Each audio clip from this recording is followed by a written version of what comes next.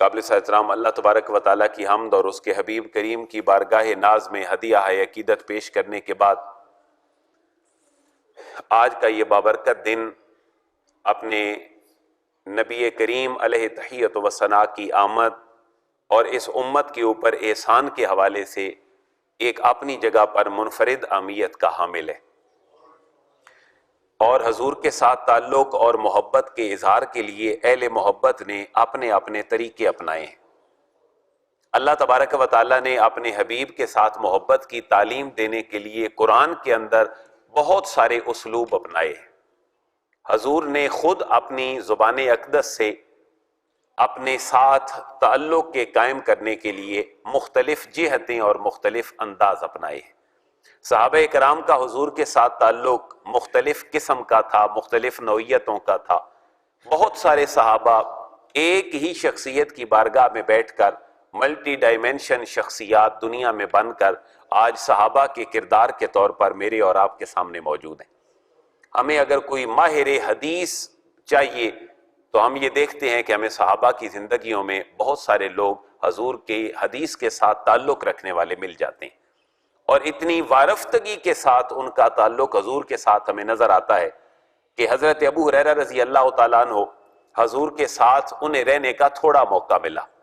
اس کی وجہ یہ ہے کہ 11 ہجری میں اللہ کے نبی کا اس حیات ظاہری سے وصال ہوا، اور حضرت ابو ہریرہ رضی اللہ تعالیٰ عنہ کوئی اس سے 3.5-4 سال پہلے دائرہ اسلام میں داخل ہوئے۔ لیکن آج اگر ہم دیکھیں تو ہمیں اسپیشلائزیشن اللہ کے نبی کی حدیثوں کو آگے پہنچانے میں حضرت ابو ہریرہ رضی اللہ تعالیٰ عنہ کی نظر آتی ہے، اور 5000 سے زیادہ حدیثیں حضرت ابو ہریرہ رضی اللہ تعالیٰ عنہ سے مروی ہیں۔ اور اگر ہم سیدنا صدیق اکبر کی ذات کو دیکھتے ہیں تو سب سے زیادہ عرصہ حضور کی قربت میں رہنے کا حضرت ابوبکر صدیق رضی اللہ تعالیٰ عنہ کو ملتا ہے، لیکن ہمیں حدیثیں جو نظر آتی ہیں آپ سے مروی ان کی تعداد 500 اور کچھ نظر آتی ہے۔ تو ایک ہی شخصیت کی بارگاہ میں بیٹھنے والے لوگ مختلف قسم کی اسپیشلائزیشن، مختلف قسم کے تخصص کے ساتھ پوری دنیا میں نکلتے ہیں۔ قرآن بھی عام ہوتا ہے، اللہ کے نبی کی حدیث بھی عام ہوتی ہے، حضور کے ساتھ محبت کی بات بھی عام ہوتی ہے، اور لوگ کھچے کھچے اس مذہب اسلام کی طرف چلے آتے ہیں۔ اپنے سابقہ جمعۃ المبارک پہ میں نے عرض کر دیا کہ اتنی ملٹی ڈائمینشن پرسنالٹی تھی رسول اللہ کی کہ اگر یہودیت کے سمجھدار اور انٹلیکچوئل لوگوں کو دیکھیں تو انہوں نے اپنا مذہب چھوڑ کر رسول کی بارگاہ کے ساتھ وابستگی اختیار کر لی۔ حضرت عبداللہ بن سلام رضی اللہ تعالیٰ عنہ تورات کے عالم اور اپنے قبیلے کے سردار، جن کے اسلام لانے سے سینکڑوں لوگ دائرہ اسلام میں داخل ہوتے گئے، اور اسی طرح ورقہ بن نوفل عیسائیت کے بہت بڑے عالم، انہوں نے عیسائیت کو پڑھا، حضور کو تسلی دی۔ اما خدیجہ جب حضور کو لے کر گئیں پہلی وحی کے بعد کہ آپ آسمانی احکامات جانتے ہیں تو یہ کیفیات اور نشانیاں ہیں جو محمد عربی پہ نازل ہوئی ہیں، تو انہوں نے حضور کے بارے میں انڈیکیٹ کیا کہ میں یہ دیکھ رہا ہوں کہ یہ جو الہامی حکم آیا ہے آپ کے اوپر، اس کا ذکر تو ہم نے اپنی آسمانی کتابوں میں بھی پڑھا ہے، اور ہمارے نبی کی تعلیمات یہ ہیں کہ میرے بعد ایک آئے گا اللہ کا پیغام پہنچانے والا برگزیدہ بندہ کہ جس کا نام احمد ہوگا، اور حضرت عیسیٰ کہتے ہیں میں تو صرف آیا ہی اس شخصیت کی تمہید کے لیے ہوں، میرے آنے کا مقصد یہ ہے کہ مبشرم برسول یاتی من بعد اسمہ احمد، میں آیا ہوں ان کی خوشخبری دینے کہ جن کا نام کیا ہے، احمد ہے۔ تو قرآن نے اللہ کے نبی کے ساتھ تعلق کے لیے میرے اور آپ کے لیے بہت ساری جہتیں رکھی۔ ان جہتوں میں محبت والی جہت بھی ہے، ان جہتوں میں تعلیم والی جہت بھی ہے، ان جہتوں میں سختی والی جہت بھی ہے، ان جہتوں میں نرمی والی جہت بھی موجود ہے۔ لیکن اللہ کے نبی کے ساتھ محبت کی تعلیم قرآن بھی وہی دیتا ہے، اور اس کے نبی نے خود بھی وہی دی ہے،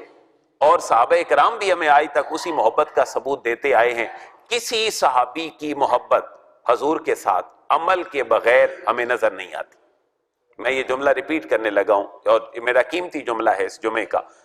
کہ کسی بھی صحابی کی محبت حضور کے ساتھ عمل کے بغیر ہمیں نظر نہیں آتی، اور کسی بھی صحابی کا عمل حضور کے ساتھ محبت کے بغیر ہمیں نظر نہیں آتا۔ پھر اگر صرف عمل کی تاکید ہو آج کے دور میں تو ہم ان شخصیات کو فالو نہیں کر پائیں گے کہ جن کو صحابہ کرام کہتے ہیں۔ ہم صرف محبت کی بات کریں اور عمل کی طرف نہ آئیں، ہمارا دامن عمل سے خالی ہو، اللہ کے نبی جو لے کر آئے ان تعلیمات پہ عمل نہ ہو، تو یہ ہماری صرف منہ بولی محبت ہوگی، اور جس منہ بولی محبت کا کوئی رشتہ مضبوط اور استوار نہیں ہوتا۔ آج چند چیزیں مثالوں کے طور پر میں آپ کے سامنے رکھوں گا کہ حضور کے ساتھ صحابہ کرام کی محبت اپنے محبت کے انداز میں تھی، اور ایک صحابہ کرام کی محبت حضور کے ساتھ عمل کے انداز سے بھی تھی، اور محبت بھی کمال تھی، اور حضور کے ایک عمل کے ساتھ تعلق بھی حضور کے ساتھ اپنے پورے کمال پہ تھا۔ اور اگر ہم امت کے اندر اتحاد پیدا کرنا چاہیں تو ہمارے سامنے کوئی ایسی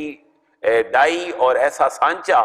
کہ جس کے اندر ہم سارے سیکٹ ختم کر کے حضور کے ساتھ ایک والہانہ وارفتگی کا اظہار کریں، تو شاید صحابہ سے بڑی شخصیات ہمیں کوئی نظر نہیں آتی۔ امت کے اندر اتحاد کا پہلا علم اور جھنڈا قرآن و سنت کے بعد ہمیں صحابہ کرام کی شخصیات نظر آتی ہیں۔ اب ہم صحابہ کو دیکھیں، حضور کے ساتھ کتنی والہانہ محبت کرتے تھے۔ میں اور آپ گھر میں نماز پڑھے تو کتنی نمازوں کا ثواب؟ ایک، اور محلے کی جامع مسجد میں چلے جائیں تو 27، مسجد نبوی میں 50,000، حرم میں چلے جائیں 1,00,000 نمازیں۔ لیکن وجہ کیا ہے کہ حضرت عثمان غنی صلح حدیبیہ کے مقام پر جب سفیر بن کر جاتے ہیں اہل مکہ کے پاس، تو اہل مکہ یہ کہتے ہیں کہ اے عثمان، تم حرم کا طواف کر لو، لیکن ہم محمد عربی کو حرم کے اندر داخل ہونے کی اجازت نہیں دیں گے۔ حضرت عثمان غنی رضی اللہ تعالیٰ عنہ کا جملہ آج بھی محبت رسول کے لیے ایک سنگ میل کی حیثیت رکھتا ہے کہ آپ نے فرمایا کہ اگر حضور کے بغیر مجھے حرم کے طواف کی اجازت بھی ملے تو میں وہ کرنے کے لیے بھی تیار نہیں۔ تو اتنی بڑی عبادت حرم کے اندر اللہ کے گھر میں بیٹھ کر، لیکن وہ حضور کے تعلق اور محبت کے بغیر عثمان غنی کو بھی قبول نہیں ہے۔ حضرت عمر فاروق رضی اللہ تعالیٰ عنہ کا کردار میرے اور آپ کے سامنے ہے۔ آپ حجر اسود کے قریب جا کے جب بوسہ دیتے ہیں تو وہاں ایک جملہ ارشاد فرماتے ہیں کہ حجر اسود تیرے ساتھ میرا تعلق صرف اس وجہ سے ہے کہ تجھے محمد عربی کے ساتھ ایک تعلق موجود ہے، ورنہ ہمیں رسول اللہ نے تو پتھروں سے دور کیا تھا۔ ہم تو لات منات اور عزا کے آگے جھکتے تھے جو پتھر سے بنے ہوتے تھے۔ حضور نے ہمیں پتھروں سے منع کیا، لیکن میں تیرے پتھر کے قریب اس لیے جاتا ہوں، مجھے یہ احساس ہے کہ نہ تو نفع دے سکتا ہے اور نہ ہی تو نقصان دے سکتا ہے، لیکن میرا یہ ایمان ہے کہ تیرا تعلق محمد عربی کے ساتھ ہے اور میرا تعلق ایک پتھر کے ساتھ بھی قائم ہے۔ تو صحابہ کرام کی یہ والہانہ وارفتگی ہمیں یہ بتلاتی ہے کہ صحابہ کرام کا حضور کے ساتھ تعلق محبت والا اگر دیکھیں تو وہ اتنا کمال تھا کہ ہمیں کسی اور جگہ پہ نظر نہیں آتا۔ لیکن وہ صحابہ عمل میں بھی پیچھے نہیں تھے۔ میں اور آپ اگر سمجھیں تو شاید ہمیں یہ کوئی اتنے پرانے دور کی کہانی لگے کہ شاید ہم یقین بھی نہ کر سکیں، لیکن کوئی ایسا شخص بھی ہے ہم میں کہ جو اپنے باپ کو صرف اس لیے چھوڑ دے کہ اس باپ نے محمد عربی کے ساتھ تعلق قائم نہیں رکھا۔ ہمیں تو شاید وہ یونان سے بھی پہلے کی کوئی کہانی لگے جو ایک امیجنری اور بڑی تخیلاتی سی کہانی ہے کہ بیٹا حضور کی بارگاہ میں بیٹھا ہے اور دائرہ اسلام میں داخل ہو گیا ہے، اور اس کا باپ اس کو لینے آیا ہے کہ بیٹا تم گھر میں آ جاؤ، کہاں اپنا گھر چھوڑ کے محمد عربی کی بارگاہ میں آ گئے ہو۔ اس کا باپ منتیں کرتا ہے، ترلے کرتا ہے، اور حضور فرماتے ہیں اپنے بیٹے زید کو لے جاؤ اور تنہائی میں جا کر اس کو سمجھا کہ مجھ سے دور کر لو۔ لیکن حضرت زید اپنے باپ کو یہ کہتے ہیں کہ میں ساری دنیا کو قربان کر سکتا ہوں لیکن محمد عربی کا ساتھ نہیں چھوڑ سکتا۔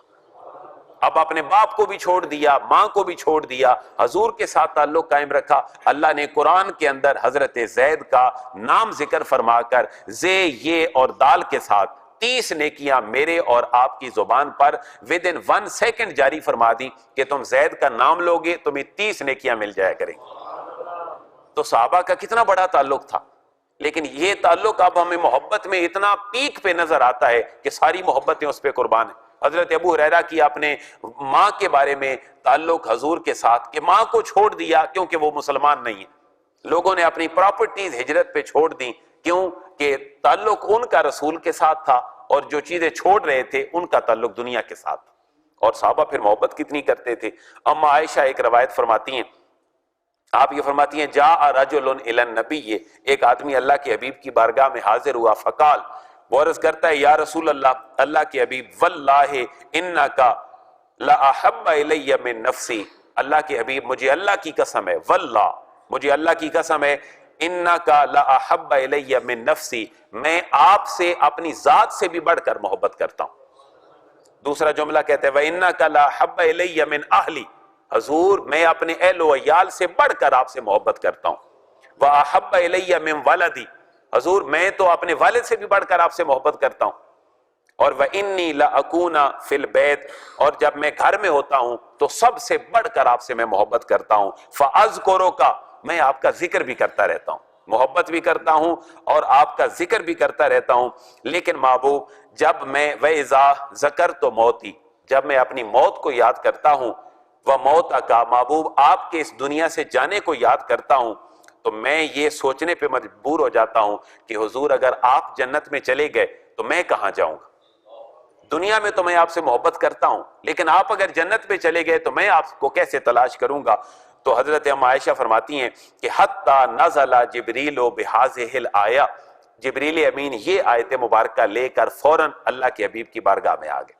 اور تلاوت کی۔ محبوب اللہ فرماتا ہے من یطع الرسول من یطع اللہ والرسول، جو اللہ کی اطاعت کرے گا اس کے رسول کی اطاعت کرے گا، فاولئک مع الذین انعم اللہ علیہم من النبیین والصدیقین والشہداء والصالحین، محبوب ان کو بتا دیں جو نبی کا بتایا ہوا طریقہ اختیار کرے گا وہ قیامت والے دن نبی کے ساتھ کھڑا ہو جائے گا۔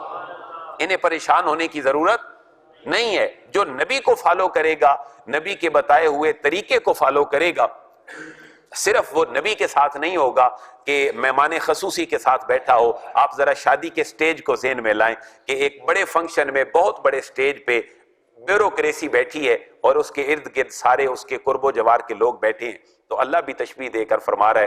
کہ محبوب یہ صرف آپ کے ساتھ نہیں ہوگا بلکہ من النبیین والصدیقین والشہداء والصالحین، محبوب جہاں نبیوں کی صفیں لگی ہوں گی، جہاں صدیقین کھڑے ہوں گے، جہاں شہداء اور نیک لوگ کھڑے ہوں گے، آپ کی بات کو فالو کرنے والا اسی مقام کے اوپر کھڑا ہوگا۔ تو حضور کے ساتھ یہ والہانہ وارفتگی اور تعلق صحابہ کرام کو ایک سے ایک کو بڑھ کر تھا، لیکن عمل سے پہلے ان کی محبت ان کی ساری چیزوں کے اوپر غالب تھی۔ جب تک کہ وہ اپنی محبت کا اظہار نہ کرتے اللہ کے حبیب کی بارگاہ میں، اس وقت تک ان کے عشق و محبت کی بات مکمل نہیں ہو سکتی تھی۔ اور صحابہ پھر اس کو بڑے لطف کے ساتھ بیان کرتے اور بڑے مزے لے کر بیان کرتے، کیونکہ ان کا یہ ایمان اور عقیدہ تھا کہ حضور کے ساتھ محبت کی کہانی کو بیان کرنا بھی بڑے ثواب کی اہمیت۔ ایک بخاری کی حدیث مبارکہ ذرا سماعت فرمائیں۔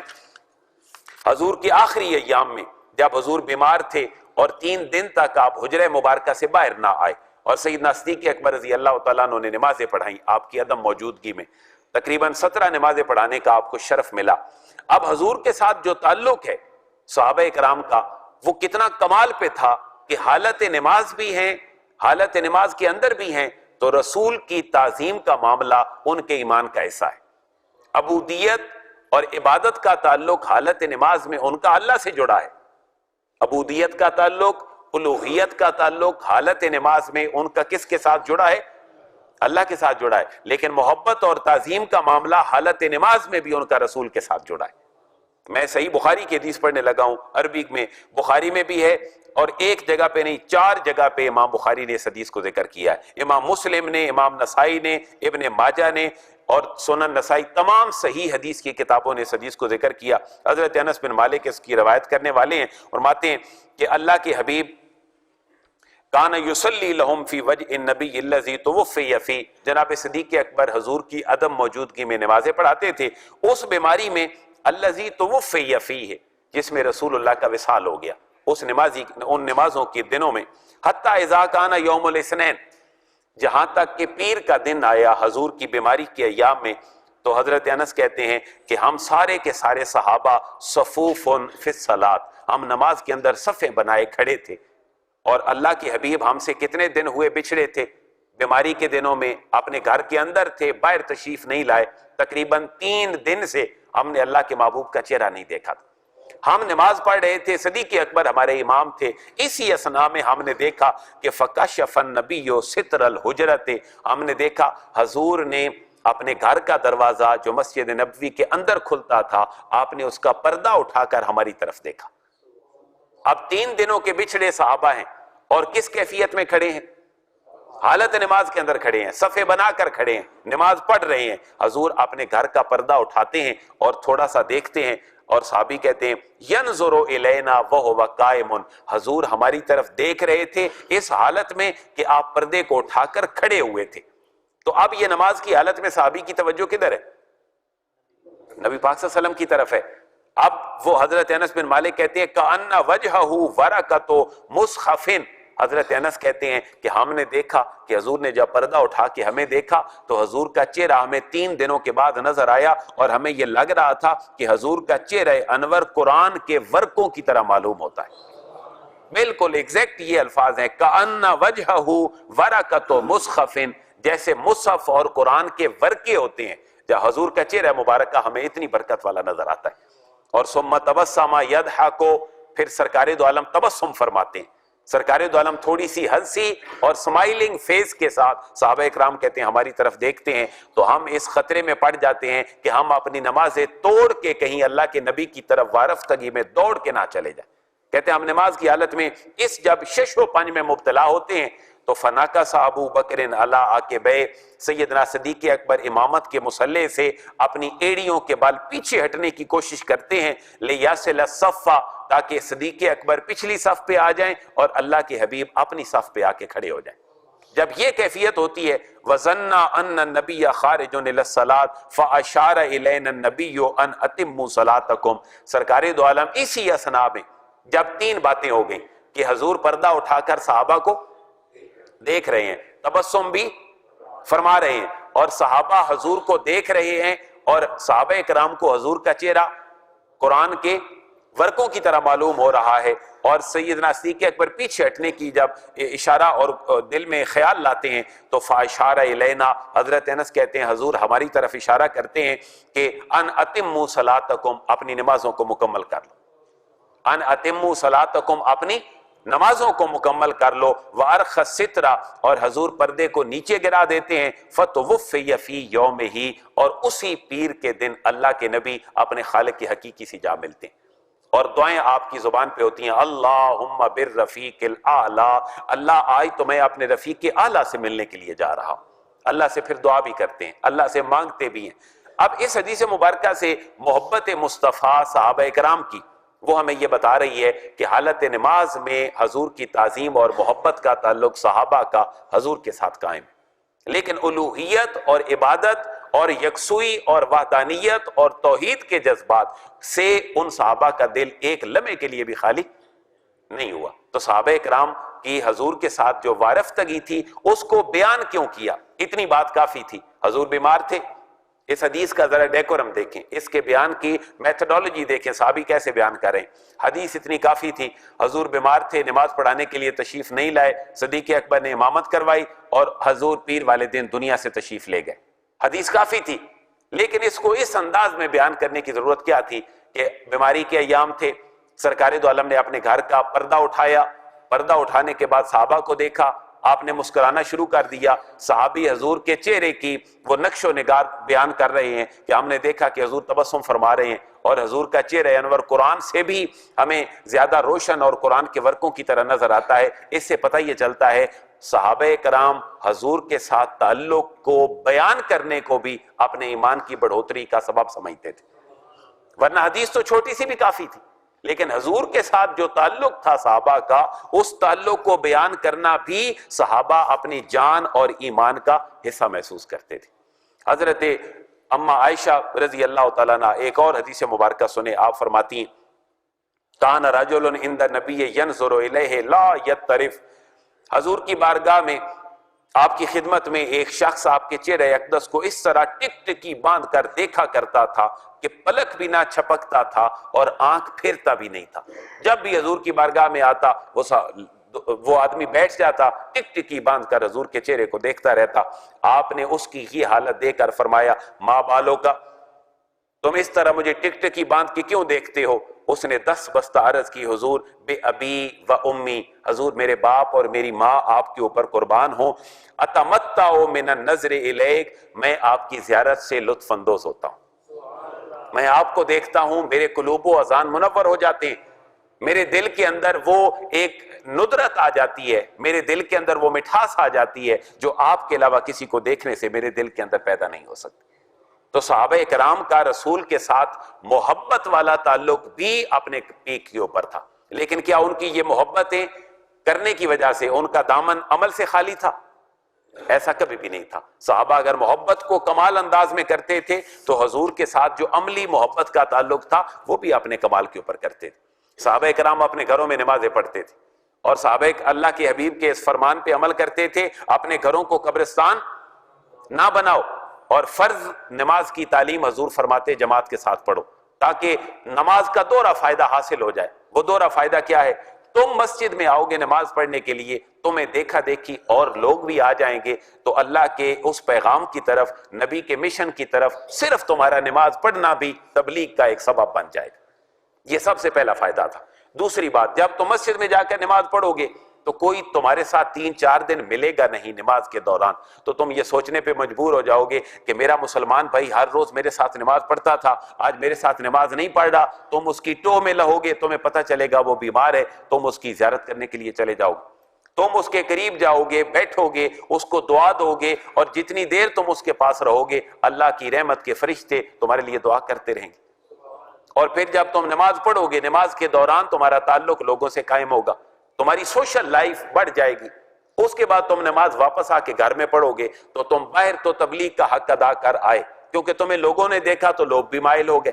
تم نے وہاں پر پڑھا، تمہاری سوشل ایک سٹیٹس جو ہے وہ گرو کرنے لگ گیا۔ لیکن جب تم گھر میں آ کر واپسی پہ نماز پڑھنے لگ گئے تو تمہاری بچوں کی تربیت کا فریضہ بھی تم نے ادا کر دی۔ اسی لیے اللہ کے نبی نے فرمایا گھر کو قبرستان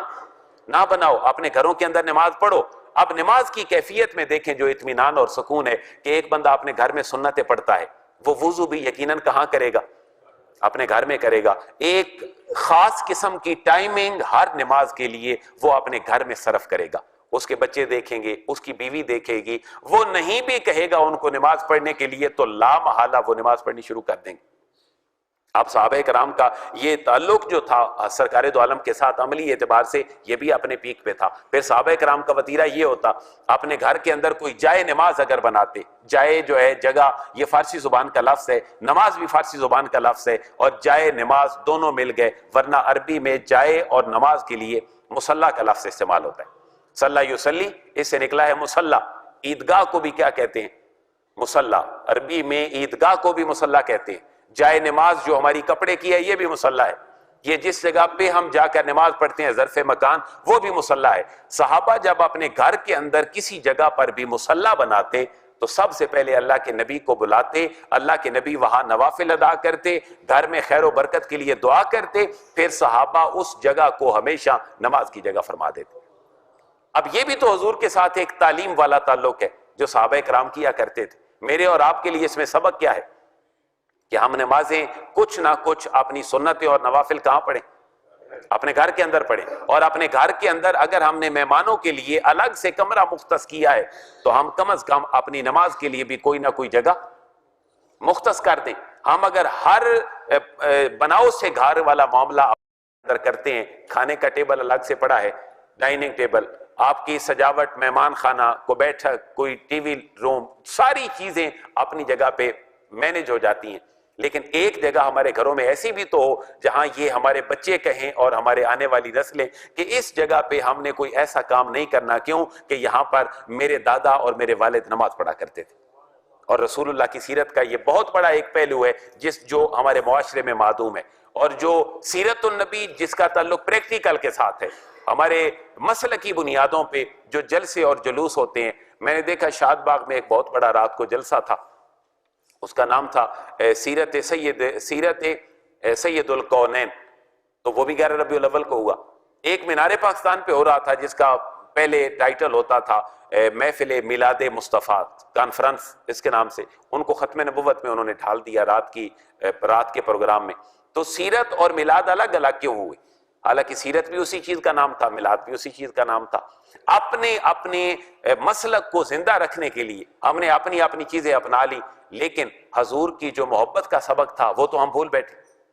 الگ الگ تو ہو گئے، ہم سٹیج بھی سج گئے، اس کے اوپر اپنے پرفارمنس بھی ہوتی رہی، لیکن جو دلوں کا بغض تھا وہ شاید اس معاملے میں دور نہ ہو سکا۔ تو میلاد مصطفیٰ اور سیرت النبی کا تقاضا یہ ہے کہ ہمارے دلوں سے اپنے مسلمان بھائیوں کے لیے نفرتیں ختم ہو، ہم محبتیں بانٹنے کے لیے اپنے پروگراموں کا انعقاد کریں، اور صحابہ کرام کا حضور کے ساتھ محبت والا تعلق ہمیں صرف اور صرف یہی سکھا کر جاتا ہے کہ اگر کافر اور مسلم میرا اور آپ کا تعلق حضور کے ساتھ دیکھیں تو وہ یہ کہنے پہ مجبور ہو جائیں کہ اس امت کے ختم نبوت کے معاملے کو اگر چھیڑو گے تو یہ امت کھڑی ہو جائے گی اور یہ امت مر جائے گی، کٹ جائے گی، لیکن نبی کے ناموس کے اوپر ایک حرف بھی نہیں آنے دے گی۔ اور اس بات کی گواہیاں صحابہ کی حضور کے ساتھ جو محبت والا تعلق تھا اس کی گواہیاں دیں اور ہماری حدیث کی کتابوں میں موجود ہیں۔ آپ ذرا دیکھیں صحابہ کرام جیسی امت کا وہ ٹولہ اور گروہ، اس کو کتنا اپریشیٹ کیا غیر مسلموں نے بھی، کہ حضرت عثمان غنی جب سفیر بن کر گئے مکہ میں تو مکہ سے ایک بندہ سفیر بن کر آیا جو حضور کے پاس آیا، اس کا نام تھا عروہ بن مسعود۔ ابھی تک وہ کافر تھے، دائرہ اسلام میں داخل نہیں ہوئے تھے، بعد میں مومن ہو گئے، ان کا پورا قبیلہ دائرہ اسلام میں داخل ہو گیا اور ان کا نام عروہ بن مسعود ثقفی رضی اللہ تعالیٰ عنہ۔ اب جب وہ حضور کو دیکھ رہے ہیں تو حضور کے ساتھ ان کا تعلق ایسا ہے کہ حضور مومن ہیں اور عروہ بن مسعود جن نگاہوں سے دیکھ رہا ہے وہ نگاہیں مومن کی نہیں بلکہ وہ نگاہیں ایک کافر کی ہیں۔ میں آپ کو کہنا یہ چاہتا ہوں کہ مجھے اور آپ کو اور میرے پروگراموں کو اگر کوئی دیکھے میلاد النبی اور سیرت النبی کے، تو غیروں کے لیے تبلیغ کا اتنا سامان اس کے اندر موجود ہو کہ وہ محمد عربی کا کلمہ پڑھے بغیر ایک لمحے کے لیے بھی نہ رہ سکے، کیونکہ کافروں کا یہ وتیرہ تھا۔ کافر مسلمانوں کی مجلسوں کو دیکھتے تھے تو وہ حضور کا کلمہ پڑھنے پہ مجبور ہو جاتے۔ میں حدیث بیان کرنے لگا ہوں، وہ حدیث مبارکہ 6 ہجری میں جب صلح حدیبیہ ہوا، عروہ بن مسعود حالت کفر میں حضور کے ساتھ ڈائلاگ کرنے کے لیے آتے ہیں، اور حضور کی طرف سے کون جاتا ہے مکہ میں؟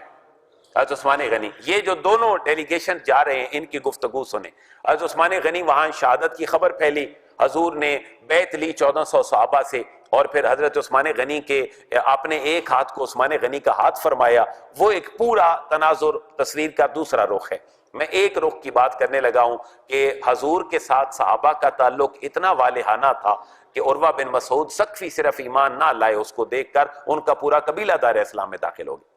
وہ حضور کے ساتھ تعلق کو بیان کیسے کرتے ہیں اور جا کر اپنی قوم کو بتاتے ہیں، اے قوم واللہ، مجھے اللہ کی قسم ہے، لقد وفدت علی الملوک، میں تو وفد کی شکل میں بادشاہوں کے درباروں میں جاتا تھا، وفدت علی کیسرا، میں تو کیسر کی بارگاہ میں بھی گیا، وکسرا، اور میں ایران کے بادشاہ کسرا کی بارگاہ میں بھی گیا، والنجاشی، اور میں نجاشی حبشہ کے بادشاہ کے پاس بھی گیا، لیکن واللہ مجھے اللہ کی قسم ہے اے اہل مکہ، ان رأیت ملکا قط یعظمہ اصحابہ ما یعظم اصحاب محمد محمدا۔ عروہ کہتے ہیں کہ اے میری قوم، میں نے دیکھا کیسر کے دربار کا ادب و احترام بھی، کسرا کے بادشاہ کے دربار اور نجاشی کے دربار کا ادب و احترام بھی، لیکن عروہ بن مسعود کہتے ہیں ثقفی کہ میں نے کوئی ایسا بادشاہ اور کوئی ایسا حاکم نہیں دیکھا کہ جس کی تعظیم اس کے ماننے والے اتنی کرتے ہوں ما یعظم اصحاب محمد محمدا، جتنی اصحاب محمد کی تعظیم کرتے ہیں۔ اب اس کے دل کی دنیا بدلنے لگ گئی ہے۔ اب جب آگے چلتے ہیں تو 3-4 جملے کہتے ہیں۔ پہلا جملہ واللہ، عروہ بن مسعود کہتے ہیں مجھے اللہ کی قسم ہے، ان تنخم نخامتا الا وقعت فی کف رجل منہم، اگر وہ محمد مصطفیٰ اپنی تھوک اور کھنگار مبارکہ بھی کہیں پھینکتے ہیں تو ان کے ماننے والے اصحاب محمد اس کو زمین پہ نہیں گرنے دیتے، اور الا وقعت فی کف رجل منہم، وہ ان کی ہاتھ کی ہتھیلیوں پہ گرتا ہے، اور صرف گرتا نہیں ہے، فَدَلَكَ بِهَا وَجْهَهُ وَجِلْدَهُ، وہ صحابہ اس تھوک مبارک کو، اس لعاب دہن کو ہاتھ پہ صرف لیتے نہیں، فَدَلَكَ بِهَا وَجْهَهُ، وہ اس کو اپنے چہرے کے اوپر ملتے ہیں، وَجِلْدَهُ، اور اپنے پوری جلد کے اوپر ملتے ہیں، وَإِذَا أَمَرَهُمْ ابْتَدَرُوا أَمَرَهُ، جب وہ کسی کام کا حکم دیتے ہیں، محمد عربی ہر ایک کی خواہش ہوتی ہے میں ساری دنیا چھوڑ دوں، میں محمد عربی کا حکم پہلے بجا لوں۔ پانی مانگتے ہیں، ہر صحابی دوڑ پڑتا ہے، اگر کوئی کھانے پینے کی چیز چاہیے ہر صحابی دوڑ پڑتا ہے۔ وَإِذَا تَوَضَّأَ كَادُوا يَقْتَتِلُونَ عَلَى وُضُوئِهِ، اس جملے پہ ذرا غور کریں، کوئی عربی سمجھتا ہے۔ وَإِذَا تَوَضَّأَ، جب حضور وضو فرماتے تھے تو کادو یقتتلون علی وضوئہ، قریب تھا کہ میں دیکھتا کہ صحابہ ایک دوسرے کے ساتھ لڑائی کرنے لگ جاتے کہ اس گرے ہوئے پانی کو میں نے زمین پہ نہیں گرنے دینا، میں نے اپنے ہاتھوں کے اوپر گرنے دینا۔ کادو یقتتلون، قریب تھا کہ صحابہ ایک دوسرے کے دست و گریباں ہو جاتے اور لڑنے لگ جاتے کہ میں نے حضور کے وضو کا بچا ہوا پانی لینا ہے۔ وَإِذَا تَكَلَّمَ خَفِضُوا أَصْوَاتَهُمْ عِندَهُ، اور جب حضور محمد عربی کلام کرتے تھے تو صحابہ کرام اپنی آوازوں کو ان کی آوازوں کے سامنے اتنا پست کر دیتے تھے کہ کسی بندے کی تھوڑی سی آواز بھی کسی دوسرے بندے کو سنائی نہیں دیتی تھی۔ اور وَمَا يُحِدُّونَ إِلَيْهِ النَّظْرَ تَعْظِيمًا لَهُ، یہ ہے وہ بات جو آج مسلمانوں کو درکار ہے۔ عروہ بن مسعود کہتے ہیں کوئی بندہ حضور کی طرف نظر نہیں کرتا تھا مگر وہ نظر کرتا تھا جس کے اندر کمال تعظیم موجود ہوتی، محبت بری نظروں سے وہ حضور کو دیکھتا تھا۔ وَإِنَّهُ قَدْ أَرَدَ عَلَيْكُمْ خُطَّةَ رُشْدٍ فَأَقْبَلُوهَا، اور پھر انہوں نے تم پر ایک نیک امر پیش کیا ہے۔ عروہ بن مسعود کہتے ہیں کہ اے اہل مکہ، اس محمد عربی نے تمہارے اوپر ایک نیک کام پیش کیا ہے کہ ایمان لے آؤ اللہ کی توحید و رسالت پہ۔ تو عروہ بن مسعود کہتے ہیں فَأَقْبِلُوهَا، بس میرا تمہیں مشورہ یہ ہے کہ لڑائی کی بات چھوڑ دو اس رسول معظم سے، بلکہ جو وہ کہہ رہے ہیں ان کی بات کو مان لو۔ اور پھر اس حدیث کے بعد کے الفاظ یہ ہیں کہ حضرت عروہ بن مسعود خود بھی ایمان لے آئے، ان کا پورا قبیلہ بھی ایمان لے آیا۔ ایک کافر حضور کے امتی کا حضور کے ساتھ والہانہ تعلق دیکھتا ہے تو کلمہ پڑھنے پہ مجبور ہو جاتا ہے۔ لیکن میں اور آپ اگر کسی کو اسلام کی دعوت دیں گے اور وہ کس سیکٹ کے اندر آ کر کلمہ پڑھ کے وہ مسلمان ہوگا، یہ آج مسلمانوں کا بہت بڑا المیہ ہے۔ آج یہ جمعۃ المبارک 12 ربیع الاول کا مجھے اور آپ کو میسج دے رہا ہے کہ خدا کے لیے اپنا تبلیغی مشن نہ چھوڑو، جس مشن کے لیے اللہ کے حبیب طائف میں تشریف لے گئے، جس مشن کے لیے اللہ کے حبیب نے اپنے غزوات لڑے، لوگوں کے ساتھ، ممالک کے حکمرانوں کے ساتھ تعلقات قائم کیے، داخلہ خارجہ پالیسیاں قائم کی، ریاست کے اصول وضع کیے، مقننہ بنائی، عدلیہ بنائی، انتظامی فرائض سر انجام دیے، لوگوں کے حقوق کی بات کی، لوگوں کی عزتوں کو محفوظ کرنے والا دین لے کر آئے، لوگوں کی جانیں محفوظ کرنے والا دین لے کر آئے۔ آج تقاضا کر رہا ہے عالم کفر ہم اسلام کی طرف آئیں گے، لیکن اسلام کی اٹریکشن تو بتاؤ کہ اسلام مجھے اور آپ کو کیا دے سکتا ہے۔ آپ میں شاید کوئی اکانومسٹ بھی ہو، کسی کا تعلق کوئی اکنامکس کے شعبے سے ہو، تو مجھے وہ یہ بتائے کہ کیا آج میری ممبر سے لے کر آپ کی پروفیشنل ایجوکیشن تک کیا بہت بڑی ذمہ داری نہیں بنتی کہ ہم اپنے مسلمان بھائیوں کو سود سے نجات دلا دیں؟ ہم اللہ کو جا کے اپنی پریچنگ اور تبلیغ کا جواب کیا دیں گے کہ اللہ تیرے لائے ہوئے دین سے میں اس بے ہنگم زندگی کے اندر جس میں پروفیشنلزم اپنے عروج پہ ہے اور دنیا اسلامی بینکاری کے بجائے وہ بینکنگ جو ہے انٹرسٹ بیسڈ بینکنگ کے اوپر پوری دنیا کا نظام ہے، تو آج ایک مبلغ کے لیے لمحہ فکریہ ہے کہ رسول کے ساتھ اس کی محبت کا تقاضا یہ ہے کہ سادہ مسلمانوں کو سود سے نجات عطا کر دے۔ اور ہماری وہ سیاست جو میرے اور آپ کے سروں کے اوپر کلہاڑے بن کر لگ رہی ہے، جس سیاست نے میرے بیسک ہیومن رائٹس کی پروٹیکشن کی بات کرنی تھی، وہ میرے اور آپ کے حقوق کی چھین کے بیٹھا ہے۔ میرا مال محفوظ نہیں ہے آج کے سیاسی نظام میں، میری عزت محفوظ نہیں ہے۔ اللہ کے حبیب نے فرمایا کسی کا عیب دیکھو تو چھپا لیا کرو، اور آج کا میڈیا کسی کے عیب ڈھونڈ کر لوگوں کو بتاتا ہے۔ کیا یہ تعلیمات ہمیں ہمارے فرض میں شامل نہیں کہ ہم لوگوں کو اس خیر کی طرف لے آئیں اور ہم خود اس خیر کی طرف چلے جائیں جس میں ہمارے حقوق محفوظ ہو جائیں؟ آخری بات، اللہ فرما رہے میں نے اپنے نبی کو بھیج کر تمہارے اوپر کیا کیا؟ احسان کیا۔ تو وہ احسان کیا ہے؟ عورتوں کو زندگیاں مل گئیں، عورت کو عزت اور وقار مل گیا، مرد کو اللہ نے معاشرے کے اندر پروقار زندگی عطا کر دی۔ آپ دیکھیں ہر گھر کی پریشانی اس گھر کا نظام ہے جس میں میں اور آپ رہتے ہیں، ہر گھر کی پریشانی اس گھر کا نظام ہے۔ تو اللہ کے نبی نے کتنا پیارا نظام ہمیں گھر کا دے دیا۔ بھائی گھر کا سربراہ مرد ہے اور عورت ملکہ بن کر گھر بیٹھے گی، مرد کما کے لائے گا اور عورت اس کے بچے پیدا بھی کرے گی، اس کے بچوں کی تربیت بھی کرے گی۔ لیکن وہ اس عورت کو آج کے میڈیا نے ایسے جکڑا کہ اس کے لباس کے بناؤ سنگار کے علاوہ اور اس کے اپنے فیشن کے علاوہ بچوں سے اس میڈیا نے اس کو دور کر دیا۔ کیا یہ میلاد اور سیرت کا پیغام نہیں ہے میرے اور آپ کے نام کہ ہم اپنے صرف گھروں کو ٹھیک کر لیں؟ آج دنیا کا ایک بڑا مسئلہ ہم سفر کا چننا ہے کہ ایک مرد ایک عورت کے ساتھ زندگی گزارنا چاہتا ہے ان دونوں کا طریقہ انتخاب کیا ہوگا؟ لڑکا لڑکی سے شادی کرے گا، لڑکی کا سٹیٹس کیا ہونا چاہیے؟ لڑکی جس لڑکے کو چن رہی ہے لڑکے کا سٹیٹس کیا ہونا چاہیے؟ اللہ کے نبی کی تعلیم اگر ایک ہی ہماری سمجھ میں آ جائے تو ہماری زندگی سنور جاتی ہے۔ ایک معاشرے کی ایسی خاتون اما خدیجہ الکبریٰ جن کی عمر کتنی ہے؟ 40 سال، اور پہلے 2 شوہروں کو دیکھ چکی ہیں، ان کے ڈیتھ کے بعد ان کا تعلق رسول کے ساتھ قائم ہوا ہے۔ آپ ذرا دیکھیں کہ ان کی اولاد بھی ہے، حضرت اما خدیجہ کی پہلے اولاد بھی ہے، لیکن آج کے نوجوان کے نام کتنا بڑا سیرت کا پیغام ہے کہ معاشرے کی باوقار عورت، معاشرے کی مالدار عورت، جس کو ایک سوشل سٹیٹس معاشرے میں حاصل ہے، جو جہاں دیدہ خاتون ہے، وہ ایک 25 سالہ نوجوان کو رشتے کا پیغام بھیجتی ہے۔ مجھے نوجوان بتائیں اس کی وجہ کیا تھی؟ آج نوجوانوں کے لیے سیرت کا پیغام ہے کہ 25 سالہ جوان جناب محمد مصطفیٰ علیہ تحیت و ثنا کو ایک 40 سالہ خاتون جو جہاں دیدہ خاتون ہے، جس نے معاشرہ دیکھ چکا ہے، مالی سٹیٹس اس کا بہت پیک پہ ہے، اس نے پورا معاشرہ دیکھا ہے، وہ ایک 25 سالہ نوجوان کو شادی کا پیغام بھیجتی ہے اور کہتی ہے میرا سب کچھ تمہارے لیے قربان ہے، متاثر میں صرف تمہارے اخلاق سے ہوئی۔ تو آج نوجوانوں کو سیرت کا پیغام کیا ہے کہ خدا کے لیے اس نبی کی سیرت کو ہم فالو کر لیں کہ جس کو ایک عورت مالدار گھر میں بیٹھے ہوئے رشتے کا پیغام بھیج رہی ہے، اور سیرت ہمیں بتا رہی ہے انسان کی فطرت میں ہمیشہ نیکی رکھی ہے، انسان کی فطرت میں ہمیشہ نیکی رکھی ہے۔ وہ نیکی اما خدیجہ الکبریٰ کو مجبور کرتی ہے کہ جاؤ محمد عربی کے ساتھ اپنا دامن وابستہ کر لو، اللہ تمہیں ساری دنیا کے لیے امر کر دے گا، تجھ سے بیٹے ہوں گے اور ان کا نام قاسم ہوگا، تجھ سے بیٹے ہوں گے جن کا نام عبداللہ ہوگا، تجھ سے بیٹیاں ہوں گی جن کا نام زینب، ام کلثوم، رقیہ اور فاطمہ خاتون جنت ہوگا۔ اب وہ 40 سالہ خاتون جناب آقا کریم کے نکاح میں آتی ہیں، پھر وہاں سے اولادیں ہوتی ہیں، پھر دنیا حسن و حسین کی مثالیں دیتی ہیں، لیکن اس کے پیچھے تربیت تو جناب خاتون جنت کی ہے۔ خاتون جنت کے پیچھے تربیت اما خدیجہ الکبریٰ کی ہے، جس ماں نے اپنی تربیت کا حق ادا کر دیا۔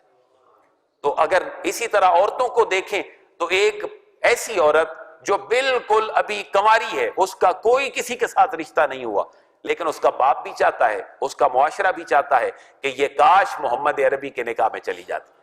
اور پھر اما عائشہ حضور کے دامن نکاح کے اندر آ جاتی ہیں۔ وجہ کیا ہے کہ ایک بیوہ بھی اپنا سب کچھ حضور پہ قربان کرنے کے لیے تیار ہے، ایک متعلقہ ڈائیورسڈ لیڈیز بھی اپنے آپ کو حضور کے لیے پیش کرنے کے لیے تیار ہیں۔ کنواری عورتیں جن کا معاشرے سے تعلق ہی کوئی نہیں، وہ بھی حضور کی بارگاہ میں اپنے آپ کو پیش کرنے کے لیے تیار ہیں۔ وجہ کیا ہے؟ یہ میرے صرف نوجوان بھائیوں کے لیے ہے سبق کہ اپنا سٹیٹس اور اپنا کردار محمد عربی کے کردار جیسا بنا لو، اور معاشرے کی ایک اعلیٰ کوالٹی کی خاتون تمہیں مل جائے گی جو تمہارے معاشرے کو مزید آگے چلا دے گی۔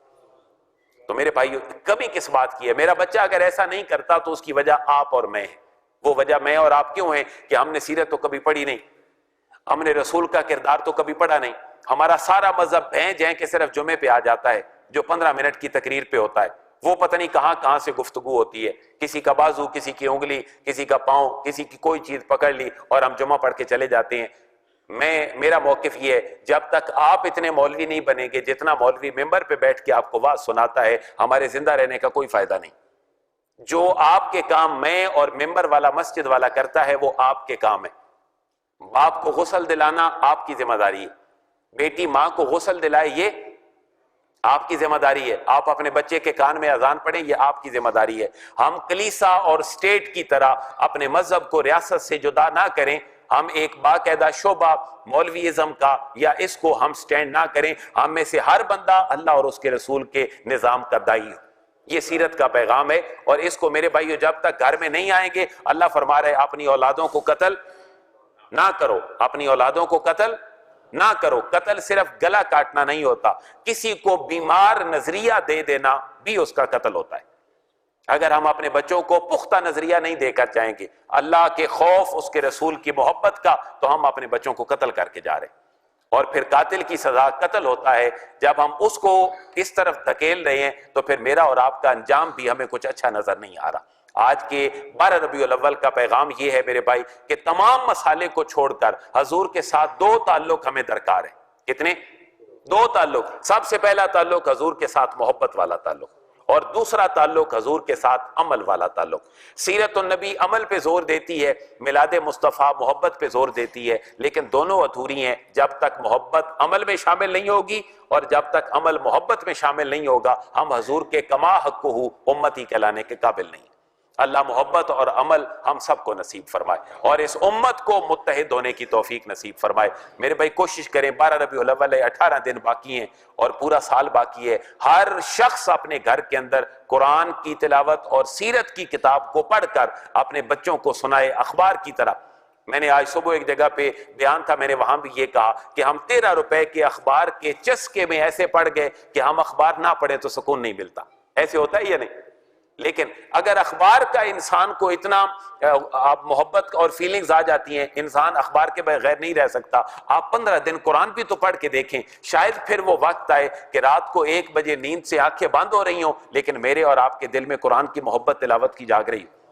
ہم نے کبھی ٹرائی نہیں کیا تو ٹرائی کریں، صرف 2 سے 3 دن میرے ساتھ اخلاقی پرومس کر کے جائیں کہ ربیع الاول کے 3 دنوں میں ہم گھر میں بلند آواز میں 1 رکوع قرآن مجید کی تلاوت کریں، صرف 3 دن۔ میں زیادہ آپ سے پرومس نہیں لیتا کہ میں بھی گناہگار نہ ہوں آپ بھی گناہگار نہ ہوں، لیکن ٹرائی تو کر دیں، 3 دن کی بات تو یاد رہتی ہے۔ تو کیا آپ اخلاقی پرومس کرتے ہیں؟ ہم اپنے گھر میں بلند آواز میں اپنے بچوں کے قرب و جوار میں 3 دن 1 رکوع قرآن مجید کی تلاوت کریں گے۔ دوسری بات، کوئی چھوٹی سی سیرت کی کتاب لے لیں اور اللہ کے نبی کی پوری زندگی 63 سالوں کی اپنے بچوں کے سامنے بیان کریں۔ آپ عمر کے 45ویں سال میں ہیں، آپ سیرت کی کتاب کھول کے دیکھیں میرے آقا کا عمر کا 45واں سال کیسے گزرا تھا، آپ کی مشکل حل ہو جائے گی۔ اللہ ہمیں سیرت اور قرآن کی تلاوت اور اس کے ساتھ تمسک اور قرب کی دولت نصیب فرمائے۔ وما علیہ الا البلاغ۔